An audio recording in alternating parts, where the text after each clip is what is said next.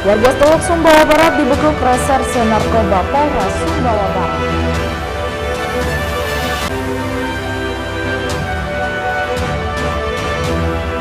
Dua pasangan calon kepala daerah Kota Mataram yang mendaftar belum memenuhi syarat administrasi.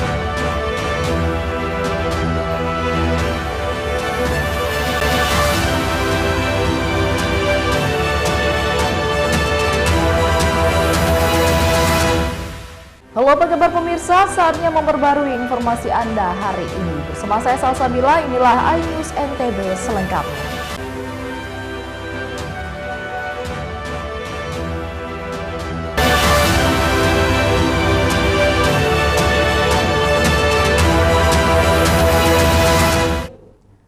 Berita utama kami pemirsa, seorang pemuda berinisial PR warga Seteluk Sumbawa Barat dibekuk Reserse Narkoba Polres Sumbawa Barat karena diduga sebagai pengedar sabu. Dari tangan terduga pelaku, polisi sita 3,72 gram sabu sebagai barang bukti. Beginilah detik-detik Satuan Reserse Narkoba Polres Sumbawa Barat melakukan penggeledahan rumah seorang pemuda berinisial PR 33 tahun yang diduga menjadi pengedar narkoba jenis sabu di Kecamatan Seteluk, Kabupaten Sumbawa Barat.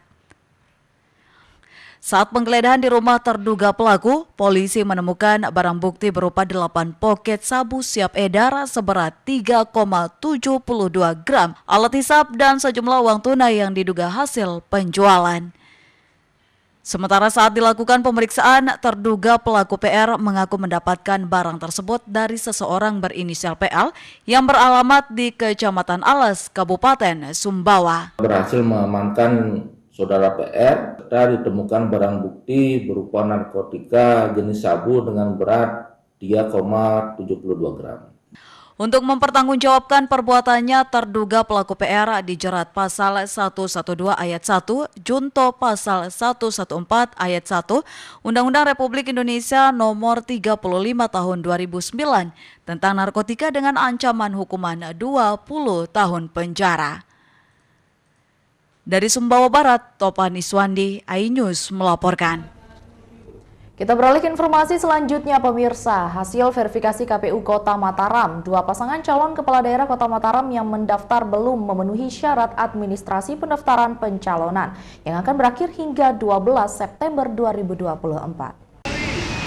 Sesuai tahapan pelaksanaan Pilkada Kota Mataram, saat ini tengah memasuki tahapan krusial yakni verifikasi perbaikan dokumen. Sesuai jadwal Komisi Pemilihan Umum atau KPU Kota Mataram, tahapan ini berakhir hingga 12 September dan dilanjutkan dengan pengumuman hasil verifikasi dijadwalkan selama 2 hari dari 13 hingga 15 September. Sementara dari hasil verifikasi dokumen yang dilakukan pada 6 hingga 8 September 2024, dua pasangan bakal calon kepala daerah yang telah mendaftar dinyatakan belum memenuhi syarat atau BMS, baik itu paket akur dan harum. Alhamdulillah tadi sudah diserahkan dokumen pendaftarannya yang nanti selanjutnya akan diperiksa oleh tim kami, tim pemeriksa, di mana pemeriksaan ini ada 2. Yaitu syarat pencalonan dan syarat calon. KPU akan menerbitkan berita acara bahwa pasangan calon tersebut memenuhi syarat atau MS atau sebaliknya tidak memenuhi syarat atau TMS. Penetapan pasangan calon resmi akan dilakukan pada 22 September dan dilanjutkan dengan pencabutan nomor urut calon kepala daerah pada 23 September yang menandai dimulainya masa kampanye. Hasil verifikasi menentukan apakah pasangan bakal calon kepala daerah bisa melanjutkan ke tahapan berikutnya. Dari Mataram, Hari Kasidi, iNews melaporkan. Pemirsa, jelang pelaksanaan MotoGP Mandalika 2024, pembayaran hosting fee MotoGP sebesar 231,29 miliar masih menjadi polemik.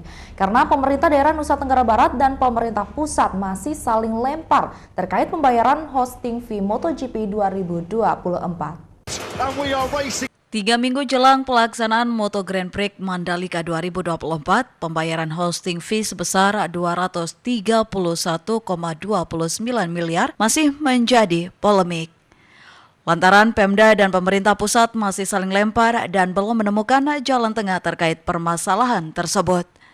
Terlebih, Menteri Parekraf Sandiaga Uno telah mengeluarkan statement bahwa kementerian menolak membayar hosting fee lantaran sempat menjadi temuan BPK. Sekda NTB menanggapi hal tersebut mengingatkan bahwa di bawah kementerian masih ada MJPE selaku entitas bisnis yang langsung berkomunikasi dengan Dorna yang seharusnya mengamankan pembiayaan hosting fee MotoGP. Pak Menteri Pariwisata sesungguhnya memahami konsep itu, cuma karena beliau alasannya kemarin ada temuan KPK sehingga tidak bisa hosting. Kementerian dan daerah kan sama juga entitas pemerintahan. Kalau karena kementerian tidak bisa kemudian dioper ke daerah, apa daerah boleh? Sama, nggak boleh juga gitu kan. Cuma kan teknis itu. Yang bayar hosting fee-nya itu ya silahkan MJPE, tapi dana promosi Wonderful Indonesia itu silahkan dikoordinasikan dengan MJPE, selesai itu. Ditambahkan kita, pemerintah daerah tidak sanggup apabila dilimpahkan pembayaran hosting fee di tengah jalan. Dari Mataram, Rizka Anjani, iNews melaporkan. Pemirsa, informasi lainnya akan kami sajikan untuk Anda setelah jeda pariwara berikut. Tetaplah bersama kami di iNews NTB.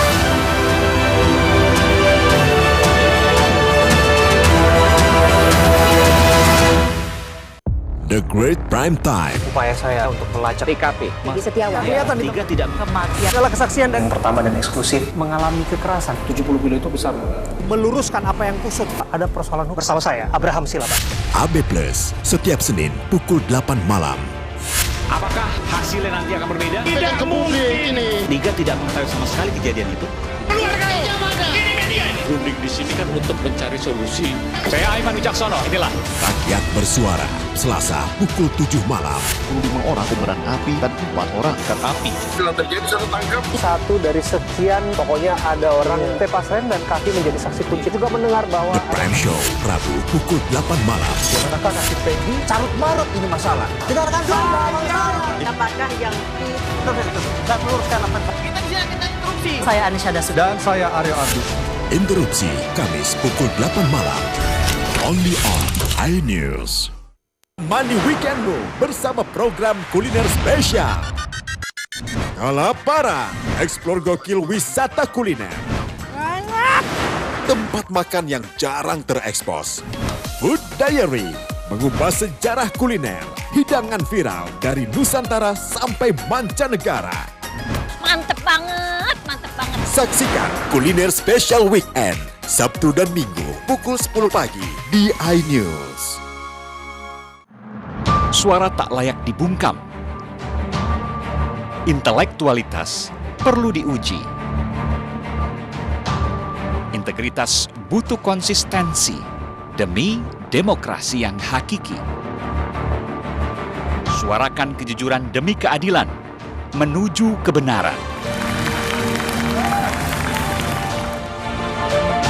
Saya Aiman Wicaksono, saatnya rakyat bersuara. Saya Abraham Silaban, Anda menyaksikan The Prime Show. Investigasi eksklusif. Omnibus Law Undang-Undang Cipta Kerja mengakibatkan PHK di mana-mana. Mengupas isu-isu terhangat. Ini apa? Hakim MK? Silakan diselesaikan, Mas Saya Pipin. kasih kesempatan ke Fritsen, Kak. Sebuah tanya akan dijawab dengan tuntas dan berkelas. Ada kejanggalan bagi saya dari pihak-pihak wasit yang tidak menguntungkan buat kita. The Prime Show, setiap Rabu pukul 8 malam. Tahapan Pilkada 2024.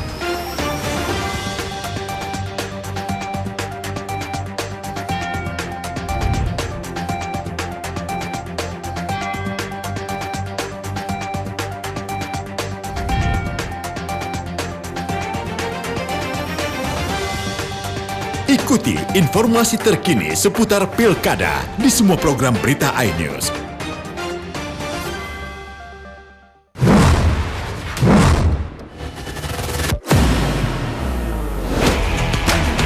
It's beautifully done. Foyer, so he has.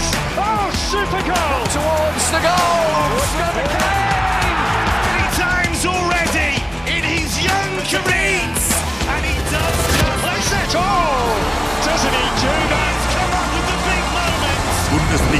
Live iNews Premium Sports.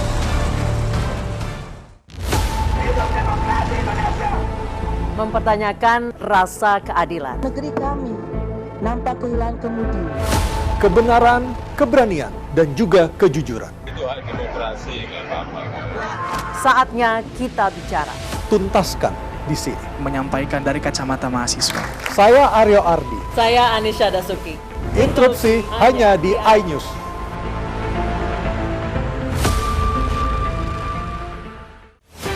Tahapan Pilkada 2024.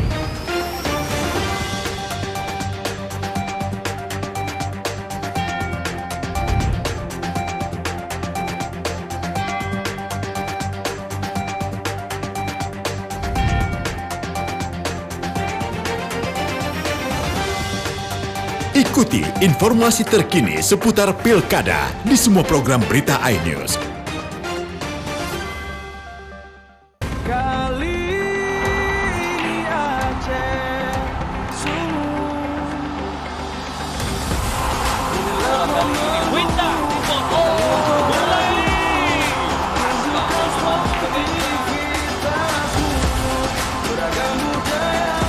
Ya, kali ini luar biasa serangan.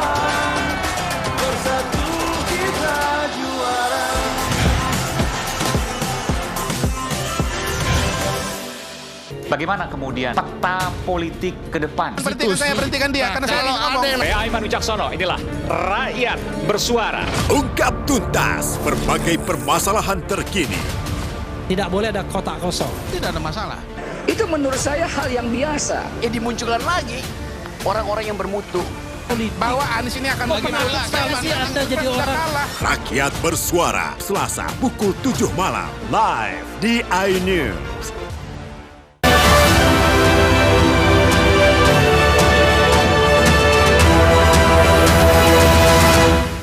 Terima kasih pemirsa, masih bersama kami di iNews NTB.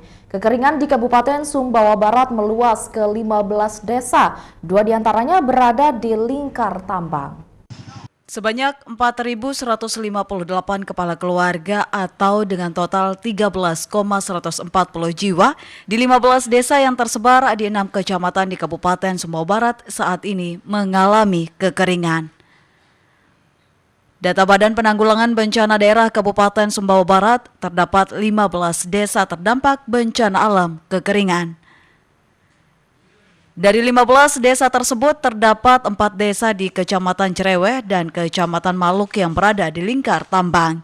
Kepala Pelaksana Penanggulangan Bencana Daerah Kabupaten Sumbawa Barat mengatakan data terbaru BPBD terjadi penambahan jumlah wilayah yang terdampak kekeringan di Kabupaten Sumbawa Barat dari 11 desa menjadi 15 desa dari 6 kecamatan dan terpadat 4 desa di lingkar tambang. Jadi jumlah desa yang terdampak kekeringan di Kota Sumbawa Barat ini yang sebelumnya itu 11 desa, kemudian ada penambahan di 4 desa jadi 15 desa. Untuk penambahannya itu di kecamatan mana saja, Pak? Penambahannya di Kecamatan Jerewe dan Kecamatan Maluk. Di Kecamatan Jerewe itu ada 2 desa, kemudian di Kecamatan Maluk ada 2 desa. Saat ini BPBD Sumbawa Barat terus melakukan pendistribusian air bersih ke wilayah terparah bencana alam kekeringan dan krisis air bersih di antaranya wilayah Kecamatan Pototanu. Dari Sumbawa Barat, Topani Swandi, iNews melaporkan. Pemirsa, dampak musim kemarau, debit sumber air PDAM Lombok Tengah berkurang hingga 30% dari jumlah kapasitas produksi 815 liter per detik. Debit sumber mata air perusahaan daerah air minum atau PDAM Lombok Tengah yang bersumber dari zona utara berkurang hingga 30%. Dari jumlah kapasitas produksi bulan lalu berjumlah 815 liter per detik, penurunan debit ini biasa terjadi di musim kemarau. Selain pengurangan debit air, juga terjadi kehilangan air. PDAM memprediksi angka kehilangan air saat ini mencapai 50% atau jika PDAM memproduksi air 800 liter, air yang sampai ke pelanggan hanya 400 liter. Kehilangan air ini tidak terlepas dari banyaknya pipa PDAM yang berusia lama mengalami kebocoran sehingga membuat pelayanan kurang maksimal. Selain itu, bahan baku air juga seringkali digunakan oleh masyarakat yang berada di wilayah sumber mata air. Angka kebocoran kita yang sangat luar biasa tinggi. Prediksi saya angka kehilangan air kita ya, kalau dalam PDAM itu namanya NRW. NRW itu kehilangan air lah. Itu kisarannya 35% sampai 50%. Selain persoalan debit air di wilayah utara, sumber bahan baku air PDAM dari Bendungan Batu Jai juga terus menyusut, pasalnya penyusutan mencapai 50%. Kondisi ini juga membuat pelayanan ke wilayah Praia Barat tidak maksimal. Dari Lombok Tengah, Emma Widiawati, iNews melaporkan. Kita beralih ke informasi selanjutnya, pemirsa. Kondisi lampu lalu lintas yang lama mati total di Jalan Kabupaten Lombok Tengah akhirnya menemukan kejelasan. Dari 6 titik lampu lalu lintas yang menjadi beban pemerintah Kabupaten Lombok Tengah, 3 diantaranya akan segera diperbaiki.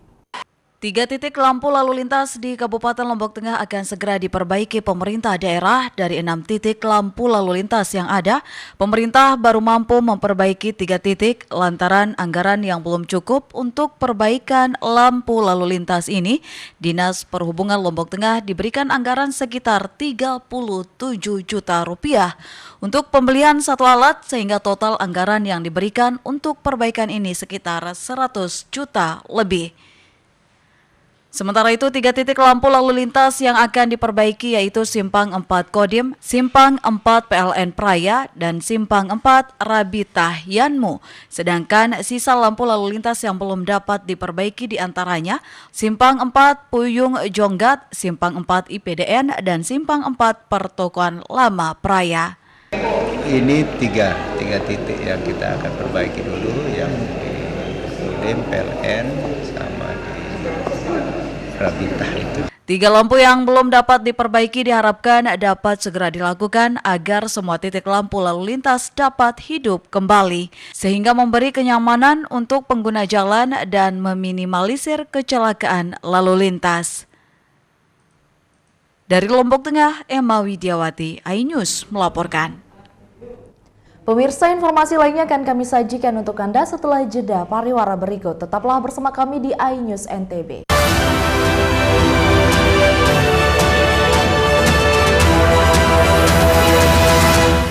Saya Abraham Silaban, Anda menyaksikan The Prime Show. Investigasi eksklusif.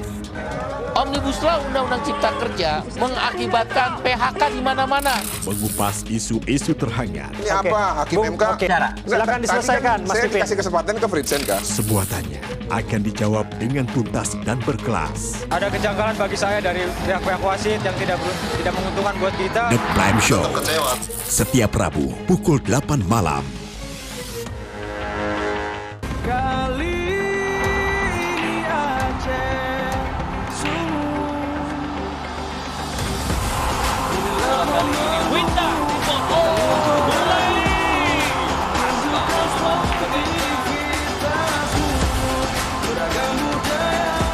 Ya, kali ini luar biasa serangan.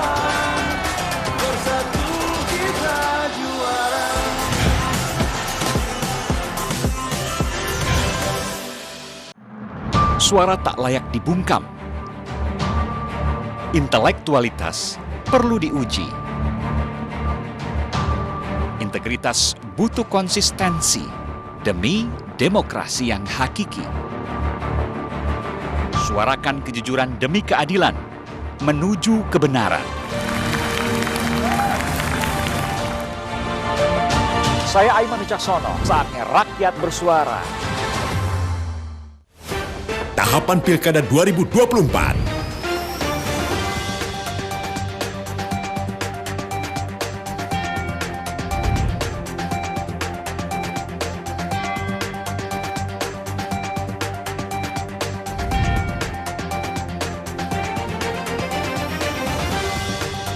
Ikuti informasi terkini seputar Pilkada di semua program berita iNews.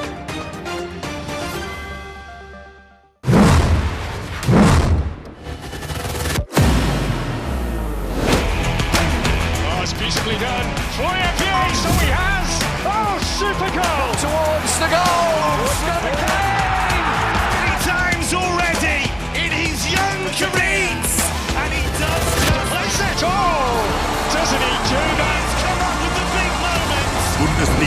Live iNews Premium Sports.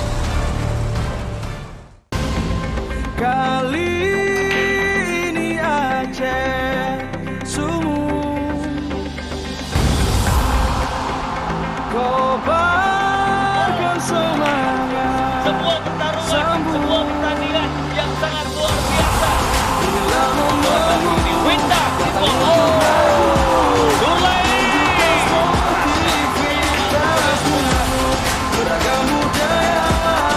ya, itu luar biasa serangannya. Bersatu kita juara.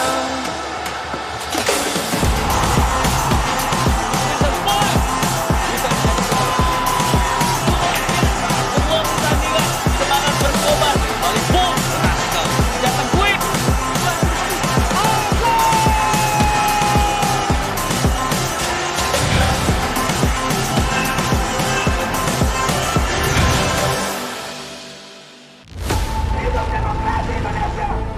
Mempertanyakan rasa keadilan. Negeri kami nampak kehilangan kemudi. Kebenaran, keberanian, dan juga kejujuran. Itu hak demokrasi, nggak apa-apa. Saatnya kita bicara. Tuntaskan di sini. Menyampaikan dari kacamata mahasiswa. Saya Aryo Ardi. Saya Anisha Dasuki. Interupsi hanya di iNews.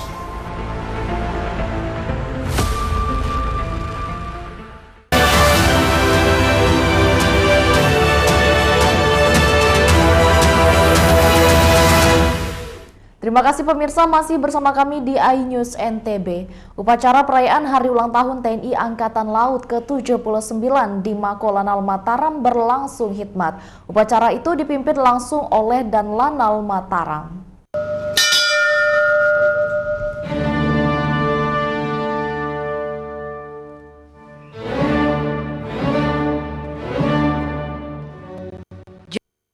September 2024, pelaksanaan Hari Ulang Tahun TNI AL yang ke-79 dirayakan serentak di seluruh Indonesia, termasuk salah satunya di Mako Lanal Mataram yang berlangsung hikmat. Dipimpin langsung oleh Dan Lanal Mataram, Kolonel Laut Waluyo, dan dihadiri oleh Danrem 162 Wirabakti, Kapolda NTB, Kabinda NTB, Sekda NTB, serta stakeholder terkait. Dalam kesempatan itu, Dan Lanal Mataram menyampaikan pesan Panglima TNI bahwa HUT TNI AL kali ini mengangkat tema dengan semangat Jalas Veva Jaya Mahe TNI AL mewujudkan Nusantara baru Indonesia maju. Sangat tepat digambarkan karena baru pertama kalinya peringatan HUT TNI AL digelar di atas KRI produksi dalam negeri. Bahwa sudah saatnya Indonesia memanfaatkan teknologi yang produksi dalam negeri. Ya. Jadi kita maksimalkan produksi dalam negeri untuk kemajuan TNI Angkatan Laut, kemajuan bangsa dan negara. Kita Lanal Mataram berkomitmen bahwa kami akan menjunjung tinggi netralitas dalam pelaksanaan pilkada serentak yang akan digelar pada bulan November nanti. Perayaan HUT TNI AL ke-79 di Mako Lanal Mataram dimeriahkan oleh atraksi para layang dari TNI AU sambil membawa bendera bertuliskan Dirgahayu TNI Angkatan Laut ke-79. Kegiatan ini ditutup dengan penandatanganan prasasti oleh Dan Lanal Mataram beserta istri. Dari Mataram, tim liputan iNews melaporkan.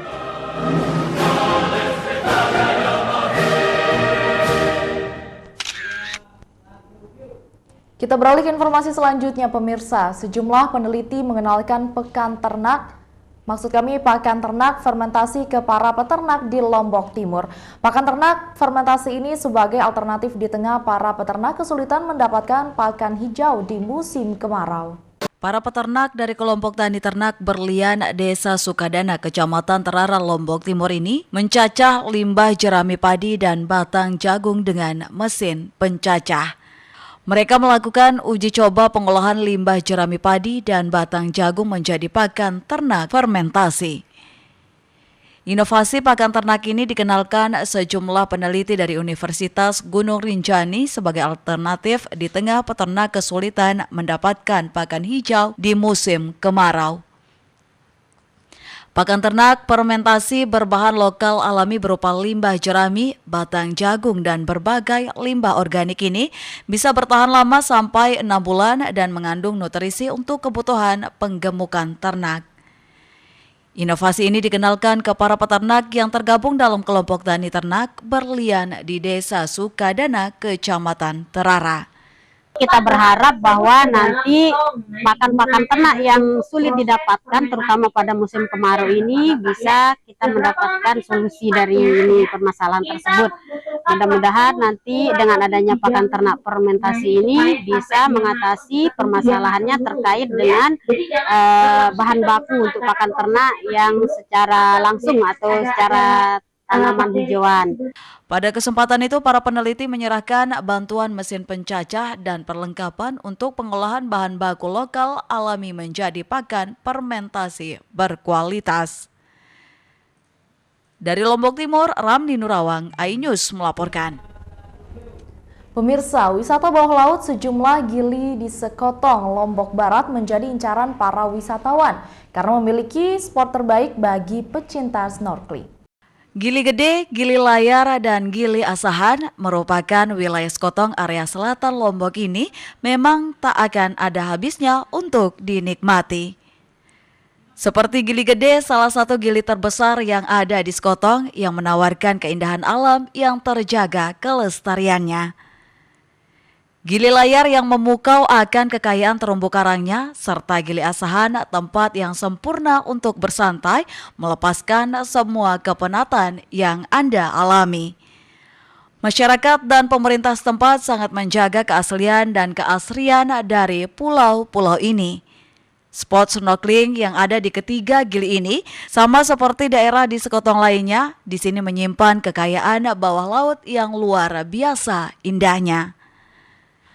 Didukung dengan ombak yang tenang dan air laut yang jernih, di pulau ini akan memanjakan para pecinta snorkeling ataupun diving untuk mengeksplorasi surganya alam bawah laut. Ringit, Gili Layar, Gili Asahan, Gili Gole. Yang banyak saya Gili Ringit sama Gili Layar. Yang bagus untuk snorkeling di mana aja, Pak? Gili Ringit, Gili Layar, Anyaran. Kelebihan gili di Sekotong dengan pulau lainnya di Lombok adalah keadaan ombak yang sangat tenang. Selain itu, air laut yang sangat jernih bagai berada di kolam rumah yang tak berujung. Sungguh Anda tidak perlu bersnorkeling untuk melihat keindahan terumbu karang di sini. Cukup melihat di atas perahu saja, Anda akan terpukau dengan keindahan bawah lautnya. Dari Lombok Barat, Herkiandi, iNews melaporkan.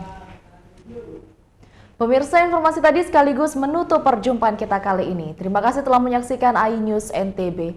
Saya Salsabila mewakili seluruh kru yang bertugas pamit undur diri. Selamat melanjutkan aktivitas Anda dan sampai jumpa.